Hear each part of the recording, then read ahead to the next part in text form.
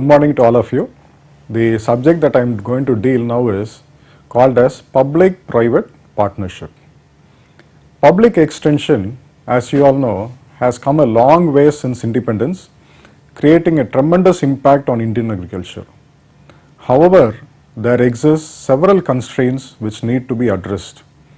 The important constraints are multiplicity of efforts, narrow focus, lack of farmer focus and feedback, inadequate technical capacity, weak research and extension linkages, inadequate operating resources and financial sustainability, supply driven rather than demand driven, generalized nature of extension services, deals with large area and large population, and poor motivation of staff and inefficiency.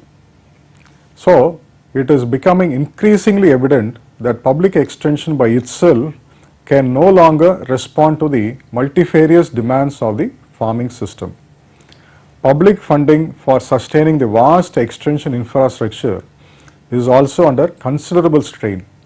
Meanwhile, in response to market demand, the existing public extension network is inevitably being complemented, supplemented, and in some cases replaced by private extension. As the nature and scope of agricultural extension undergoes fundamental changes, the outlook is for a new policy mix nurturing a plurality of institutions, especially participation of the private sector. The references made by the National Agricultural Policy on public-private partnership include financial sustainability of extension services, encouraging private investments for producing agricultural inputs, encouraging collaboration between producer cooperatives and the corporate sector to promote agro-processing, and promoting contract farming and land leasing arrangements. Further, the policy framework for agricultural extension on public-private partnership emphasizes promotion of community-based private extension services, promotion of non-governmental based private extension services, promotion of para-professional based private extension, contracting out extension support services, setting up private information kiosks, capacity building for use of information and communication technology, cost-cutting mechanisms for extension services, privatizing of agro services, realistic cost recovery of agro services, and co-financing of public extension by farmers and farmers associations.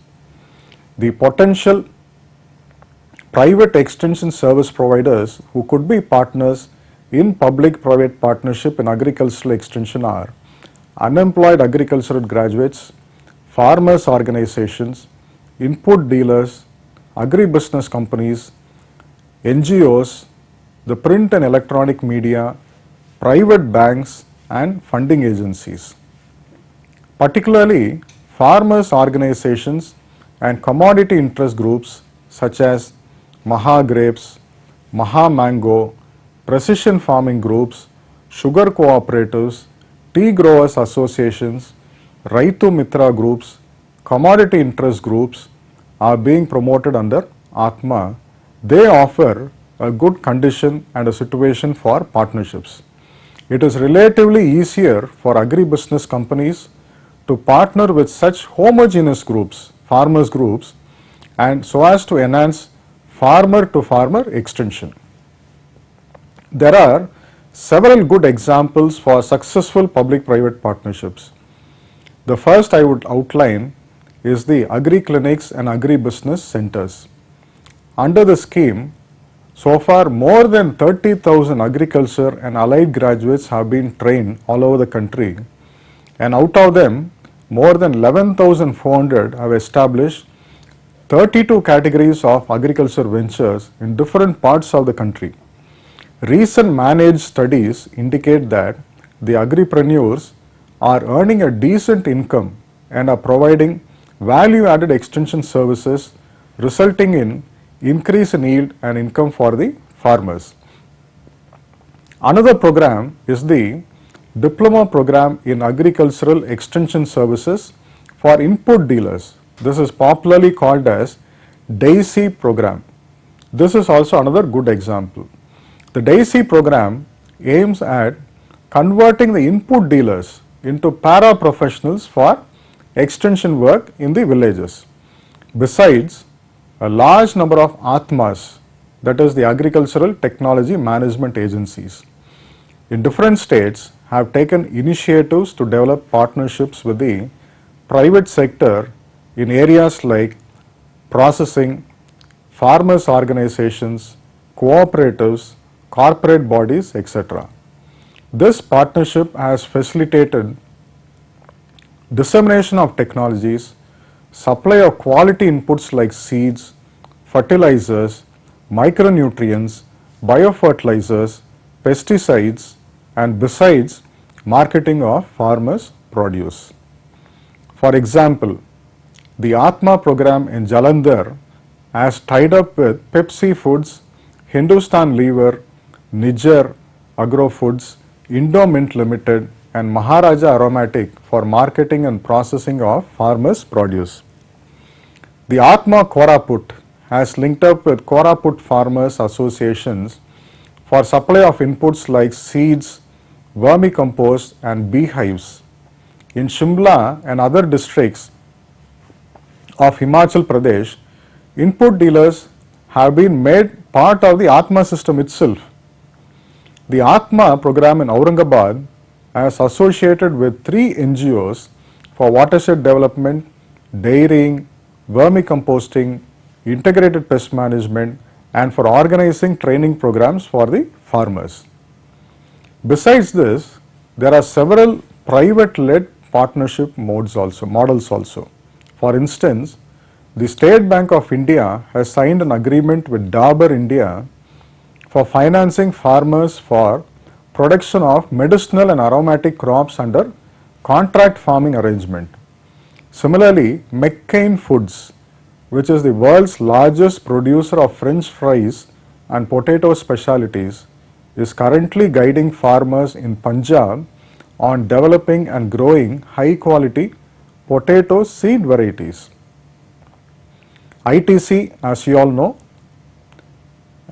has started the e-Chopal, which is also another good example, where through this portal the ITC is helping farmers for profitable marketing of their produce. There are several potential areas for public-private partnership in agricultural extension. They can be broadly classified as technology dissemination, sale of inputs and processing, marketing of agricultural products, and infrastructure support for production, processing, and marketing. With respect to technology dissemination, the private sector can help in training of farmers and extension functionaries, conducting demonstrations, organizing farmer study tours, exhibitions and field days, production and dissemination of extension messages through print and electronic media, presenting awards to successful farmers, mobilizing farmers groups, and other such related activities. As far as sale of inputs, processing of agri products, and marketing of agriculture products, in most cases they are being handled by the private sector, and any partnership in this area is essentially private-led partnership only. Partnership modalities should ensure agribusiness freedom of the private partner with proper regulation to prevent exploitation of farmers.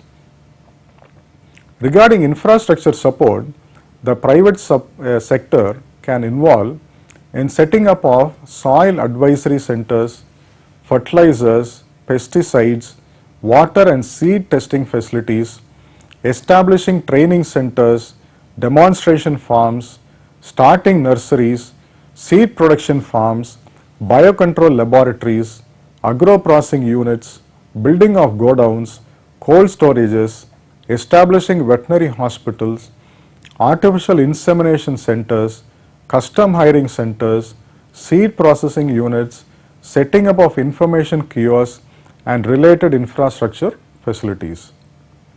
Regulation of the activities is also important.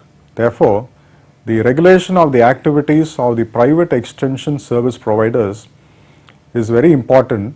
The activities of the private extension service provider shall be under the close observation of an expert group. Activities such as non-cooperation, indiscriminate promotion of commercial interests, suppression of agricultural information meant for dissemination, sale of spurious inputs, cheating, use of government name or anti-farmer activities would be taken note, and a penalty equivalent to the damage would be levied on the private extension service provider. On the other hand, the good work of the private service provider will be surely recognized and during certification process. The scope for public-private partnership enabled extension services is huge in Indian agriculture. However, no single or uniform model or methodology for public-private partnership can be worked out and recommended, since the farmers' needs are highly location specific and they are dynamic in nature. In addition, for the success of the public-private partnership, favorable state policies are essential. The policy framework should aim at confidence building among the private sector, assuring a level playing field for both the partners so as to channelize the benefits to the farmers. Thank you.